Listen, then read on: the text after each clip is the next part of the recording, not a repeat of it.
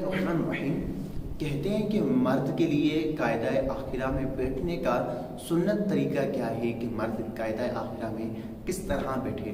دیکھیں کہ مرد کے لیے جو قاعدہ آخرہ میں بیٹھنے کا سنت طریقہ ہے وہ یہ ہے کہ مرد اپنے بائیں پاؤں کو بچھا کر اپنی دونوں سرین کو بائیں پاؤں کے اوپر رکھے اور اس طرح وہ قاعدہ آخرہ میں بیٹھے۔ اگر کسی نے اپنے بائیں پاؤں کو بچھایا نہیں اور دونوں پاؤں ایک طرف نکال لیے اور اس طرح جو ہے قاعدہ آخرہ میں بیٹھا تو اس میں اس نے سنت کو ترک کیا اور بلا عذر ایسا نہیں کرنا چاہیے، سنت کو نہیں چھوڑنا چاہیے، البتہ اس شخص کی نماز ہو جائے گی۔ بعض لوگ مجبوراً اس طرح کر رہے ہوتے ہیں کہ جس طرح خواتین جو ہے قاعدہ آخرہ میں بیٹھتی ہیں، اپنے دونوں پاؤں کو ایک طرف نکال لیتی ہیں، اسی طرح مرد بھی بیٹھتے ہیں۔ تو دیکھیں بلا عذر اس طرح نہیں کرنا چاہیے۔ ہاں اگر کسی نے اس طرح جو ہے قاعدہ آخرہ کو ادا کیا تو اس کی نماز ہو جائے گی۔ اللہ تعالیٰ مجھے اور آپ کو دین متین پر چلنے کی توفیق عطا فرمائے، ہم دینی مسائل سیکھیں، ہمارے لیے روزمرہ کے مسائل آسان ہوں۔